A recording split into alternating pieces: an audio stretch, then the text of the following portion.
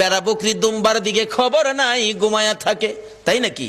মা খাদিজা একদিন রওনা হলেন, দেখি কি করে ঘুমাই।